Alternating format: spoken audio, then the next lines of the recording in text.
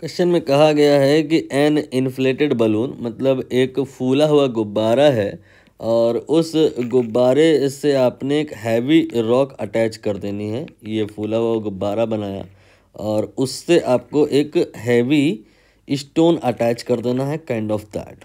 ठीक। और ये पूरी कहानी आगे बताया गया है कि वाटर में सबमर्ज है। तो ये मैंने वाटर बनाया और इस वाटर के अंदर इसको मैंने क्या किया, सबमर्ज कर दिया। Due to this heavy block what will happen with this inflated balloon, ये धीरे धीरे पानी के और गहराई में जाता जाएगा, deeper and deeper, deeper and deeper, ऐसा क्वेश्चन में भी बोला गया है। ठीक है। तो what will happen with buoyancy, ये बताना है, इंक्रीज होगी या डिक्रीज। तो यहाँ पर बायोंसी के फॉर्मूले की नीड होगी। ये होता है वी रो जी, बायोंसी का फार्मूला है ये। यहाँ पे वी समझिएगा क्या है, रो समझिएगा क्या है, जी क्या है। रो है लिक्विड का डेंसिटी, नॉट सॉलिड का डेंसिटी। ये जो डूबा हुआ है उसकी डेंसिटी नहीं है, ये लिक्विड की डेंसिटी है। ऑल्दो उससे यहाँ मतलब नहीं है, क्योंकि ये किसी का भी डेंसिटी होता, कोई भी डेंसिटी यहाँ चेंज तो होने जा नहीं रहा है। जी जो ग्रेविटी है ये भी यहाँ पे चेंज होने नहीं जा रही है। ऑल्दो होता है कि वो डिक्रीज़ होती है बहुत ज़्यादा गहराई पे अगर चले जाओ तो, बट उतनी गहराई पर जाना क्वेश्चन में बोले भी नहीं है।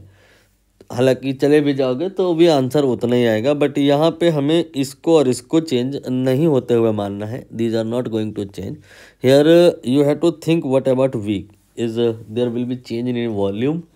तो यहाँ वॉल्यूम इस इन्फ्लेटेड वॉल्यूम का चेंज होगा। रीज़न बीइंग कि शुरुआत में यहाँ अंदर जो एयर है उसका प्रेशर जो है इस वाटर के प्रेशर से बैलेंस होगा, लेकिन जब ये नीचे आएगा तो गहराई पे जाने पे P बराबर एच रोजी वाले फार्मूले के हिसाब से चलें तो H बढ़ता है तो P बढ़ता है। मतलब ये जो आपका वाटर है ये अधिक प्रेशर अप्लाई करेगा, तो यहाँ पर इसको आप बढ़ा दीजिए।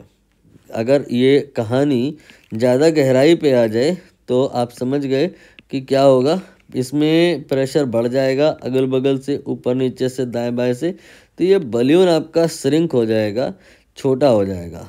तो यहाँ पर हमने इसको थोड़ा छोटा करके बना दिया। Due to that what will happen, volume यहाँ पे कम हो जाएगा, और जब वॉल्यूम कम हो जाएगा तो बायोंसी डिक्रीज हो जाएगी। और जैसे और नीचे चले जाओगे तो क्या हो जाएगा, ये वॉल्यूम और कम हो जाएगा, बायोंसी और कम हो जाएगी। And if we consider the effect of G, still answer remains same, because बहुत ज़्यादा नीचे भी अगर चले गए तो वॉल्यूम बहुत ज़्यादा कम हो जाएगा, उसकी वजह से बायोंसी कम हो जाएगी, टुगेदर विद बहुत ज़्यादा गहराई पे जाने पर ग्रेविटी और कम ही हो जाती है। तो जी के इफेक्ट को जो कंसीडर करें, जो चेंज हो रहा है उसकी वजह से भी बायोंसी चेंज हो जाएगी। मतलब आफ्टर ऑल बहुत तेज़ी से बायोंसी चेंज होगी अगर आप डीपर एंड डीपर चले गए। तो यहाँ पे डिक्रीज आंसर बी वाला सही हो जाएगा।